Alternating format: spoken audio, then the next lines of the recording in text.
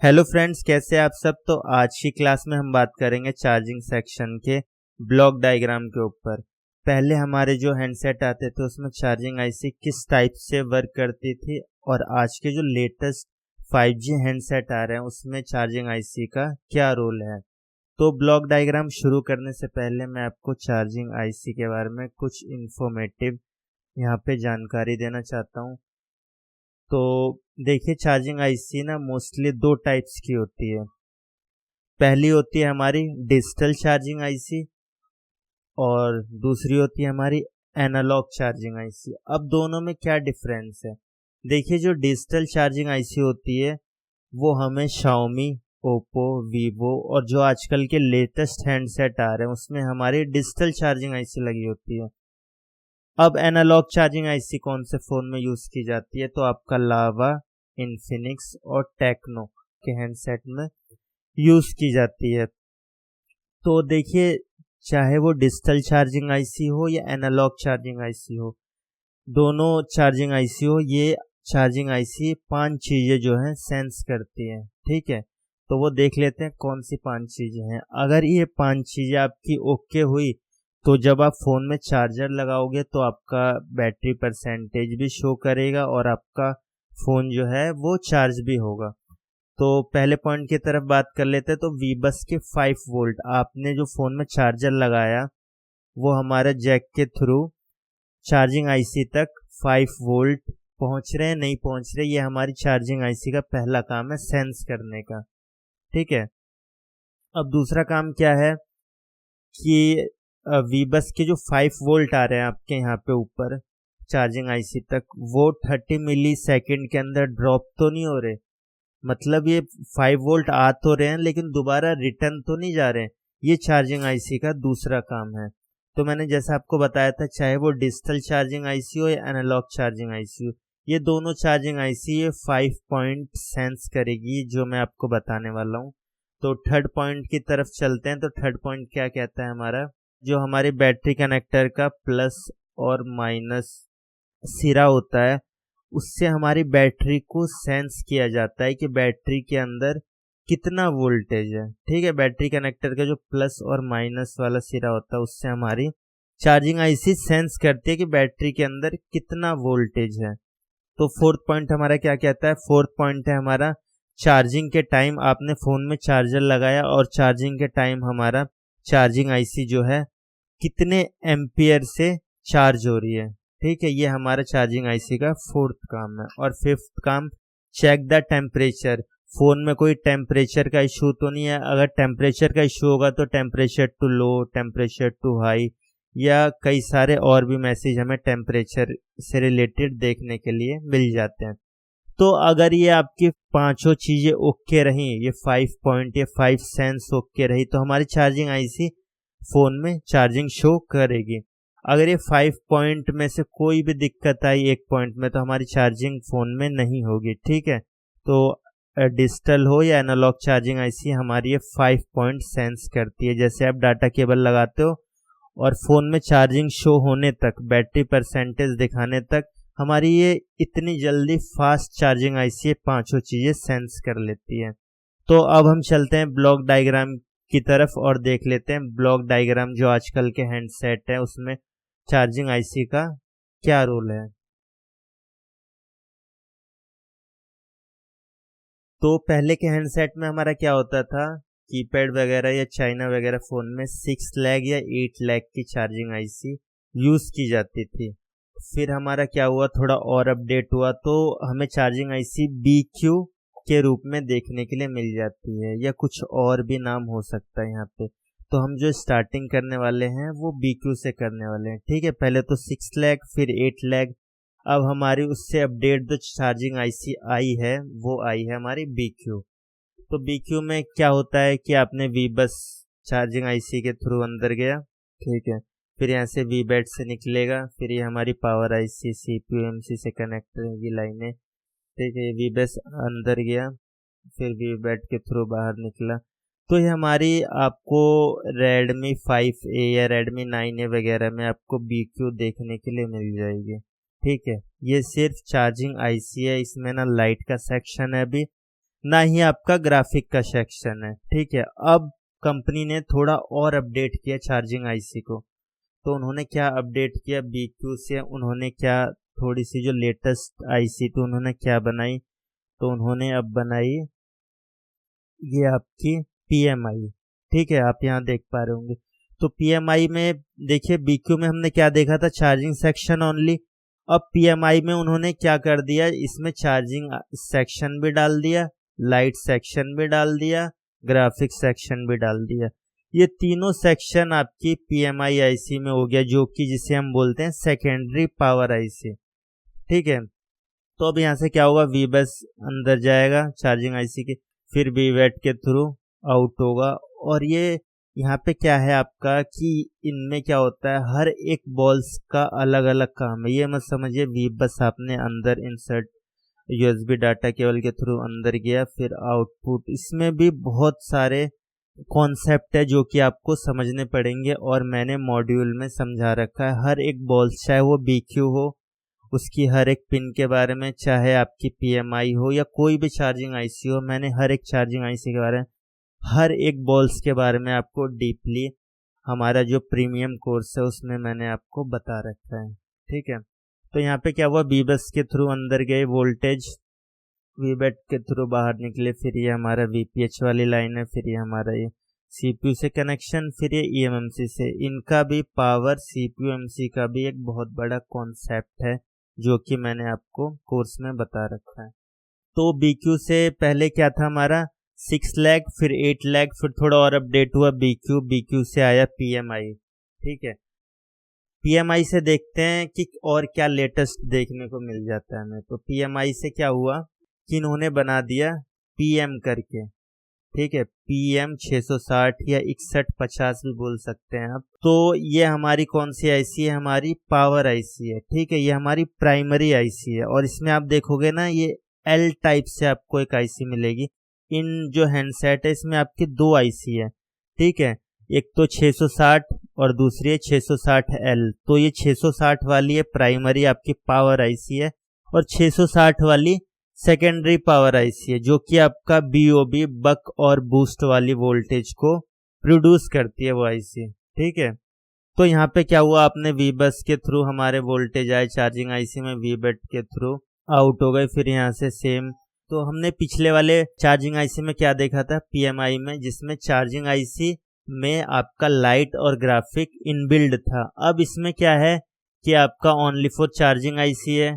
ठीक है, इसमें बक सेक्शन भी होता है। तो हमने कोर्स में आपको स्टेप बाय स्टेप बताने की वहाँ पे कोशिश करी है। तो पिछले चार्जिंग आईसी में हमने क्या देखा था पीएमआई में, उसमें चार्जिंग आईसी थी, लाइट आईसी थी और ग्राफिक आईसी थी। लेकिन इसमें हमारा थोड़ा सा कंपनी ने अपडेट किया चार्जिंग आईसी, तो इसमें हमारी चार्जिंग आईसी ही रखी है इसमें। ठीक है, फिर हमारी लाइट आईसी कहाँ गई, ये गई PM 660L।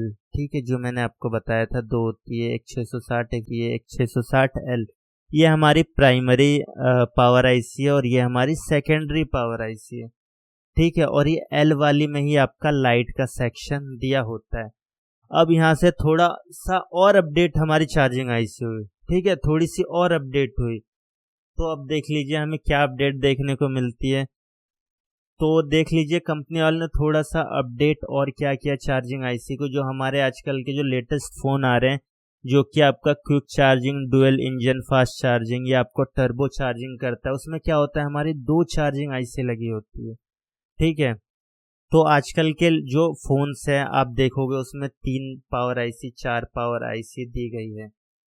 तो उसमें क्या होता है कि हमारा एक में हमारी चार्जिंग आईसी इनबिल्ड होती है, तो जिसमें आपको PM 6150B देखने को मिले। ठीक है, ये हमारी चार्जिंग आईसी है, इसी में हमारा चार्जिंग का सेक्शन इनबिल्ड हुआ है। ठीक है, ये A वाली है और ये L वाली है। मैंने आपको बताया था L BOB वोल्टेज को प्रोड्यूस करती है, क्योंकि फ्रेंड आजकल के जो लेटेस्ट हैंडसेट आ रहे हैं उसमें फंक्शंस भी बहुत ज़्यादा बढ़ गए हैं, तो इसीलिए VPH जो वोल्टेज है वो हमारे फ़ोन में डिस्ट्रीब्यूट तो कर पाते हैं, लेकिन क्या होता है ना कि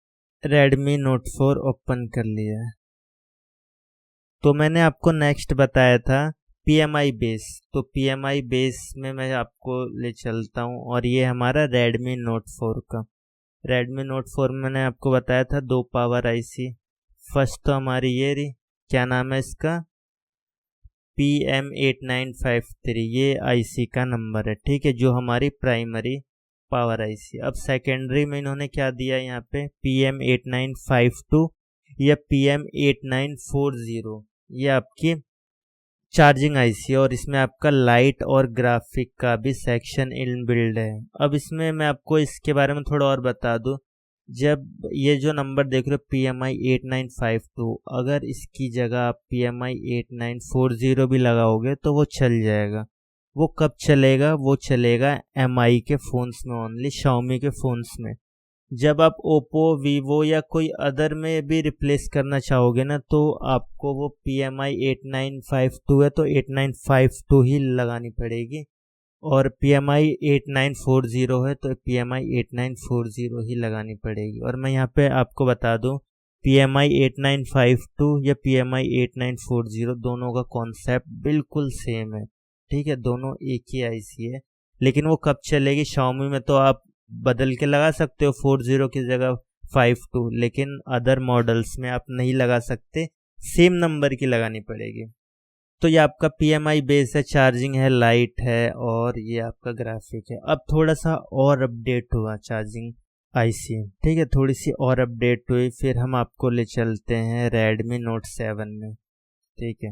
Redmi Note 7 मैंने आपको बताया था 2 पावर IC, PM660 ही हमारी प्राइमरी IC है, जो कि पावर IC, और ये हमारी PM660L, यही हमारी BOB भी रिलीज करती है, और इसी में हमारा लाइट का सेक्शन भी है, ठीक है, आप देख पा रहे हो, यही हमारा लाइट का सेक्शन भी है, और यही हमारा BOB जो IC रिलीज करती है, यही करती है।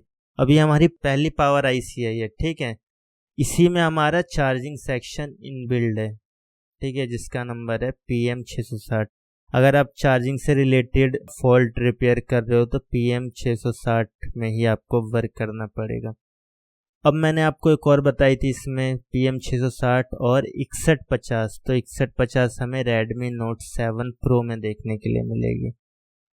अब यहाँ पे देख लीजिए कौन सी है, PM6150, ठीक है, ये हमारी प्राइमरी IC है, फर्स्ट पावर IC, और ये हमारी कौन सी है, PM6150L, ये हमारी सेकेंडरी पावर IC है, ठीक है, यहाँ तक समझ में आ गया आपको। यही हमारा लाइट का सेक्शन है, और BOB भी यही रिलीज करती है, और इसमें जो है आपका चार्जिंग सेक्शन भी इनबिल्ड है फर्स्ट पावर IC में 6150 में। अगर चार्जिंग IC से कोई रिलेटेड फॉल्ट आता है तो आपको इस IC पे वर्क करना पड़ेगा।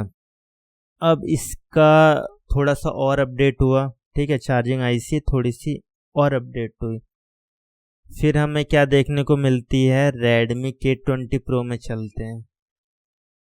अब यहाँ पे हमें क्या देखने के लिए मिलेगा, मैंने आपको बताया था B वाली IC आपको फाइंड करनी है, B में ही आपका चार्जिंग सेक्शन है, ठीक है, B। तो B आप देख पा रहे होंगे, ये A है जो मैंने आपको बताया था, PM8150A, PM8150B, तो इसी में हमारी चार्जिंग IC इनबिल्ड है। अगर आपको चार्जिंग से रिलेटेड अगर इश्यू आता है तो आपको B वाली IC पे वर्क करना पड़ेगा, ठीक है। अब इसमें हम देख लेते हैं कोई फास्ट चार्जिंग लगी या नहीं लगी, तो ये आप देख पा रहे होंगे SMB, जो मैंने आपको बताया था SMB 1390, ये हमारी फास्ट चार्जिंग है, जो कि हमारी टर्बो या डुअल इंजन फास्ट चार्जिंग या आपकी क्विक चार्जिंग जो करती है ना, वो आपकी सेकंड चार्जिंग IC से ही होती है। अगर आपकी फास्ट चार्जिंग नहीं हो रही है, स्लो हो रही है, तो आपको किस पे वर्क करना पड़ेगा, सेकंड वाली IC पे। कस्टमर आके बोलता है कि पहले फास्ट चार्जिंग होती थी मेरे फ़ोन में, अब नहीं होती है, तो आपको कहाँ देखना पड़ेगा, ये इसकी इनपुट लाइन और आउटपुट लाइन, अगर सब सही है तो आपको चार्जिंग IC रिप्लेस करनी पड़ सकती है, ठीक है। फिर थोड़ा सा और अपडेट पे चलते हैं, तो हम चलते हैं Redmi K40। तो इसमें हम ढूंढेंगे भाई B कहाँ है, B वाली हमारी चार्जिंग IC थी, वो भी कौन सी थी, प्राइमरी।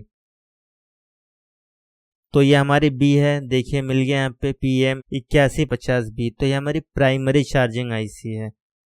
ठीक है, अब हम इसमें देख लेते हैं हमारी फास्ट चार्जिंग आईसी लगी है, तो ये लगी है हमारी BQ25968, ये हमारी फास्ट चार्जिंग है। ठीक है, अगर फास्ट चार्जिंग से रिलेटेड कोई इशू आता है तो आपको ये वाली आईसी को रिप्लेस करना पड़ सकता है। तो मैंने आपको इसमें बताया था कि ये आपका जो है डबल डेकर वाला फ़ोन है। ठीक है, डुअल डेकर, तो नीचे CPU लग रहा है, ये है रैम, ये है हमारी UFS, और ये जो है आपका देख पा रहे होंगे Qualcomm SD नाम से जो है, यही हमारी सेकंड CPU है। ये हमारा फर्स्ट CPU है, ये हमारा सेकंड CPU है, और इसी CPU को कौन पावर देता है, मैंने आपको बताया था PMX नाम से, PMX नाम से बताया था। तो हम PMX वाला ढूंढ लेते हैं, PMX वाली आईसी किधर है हमारी। तो PMX वाली आईसी आप देख पा रहे होंगे, ये है हमारी PMX55।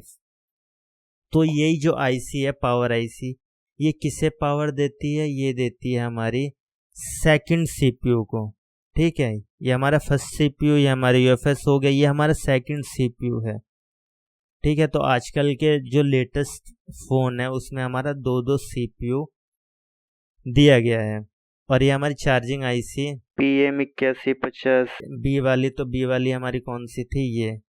ठीक है, तो अगर हम पावर आईसी की बात करें इसमें, तो ये हमारी first power IC, second power IC, और ये हमारी थर्ड पावर आईसी, क्योंकि इसमें पावर का सेक्शन है बी में, ये ओनली फॉर चार्जिंग सेक्शन थोड़ी है ये तो हमारा पावर सेक्शन भी है। इसमें बक वोल्टेज भी आउट होते हैं जो कि CPU के लिए ज़रूरी है।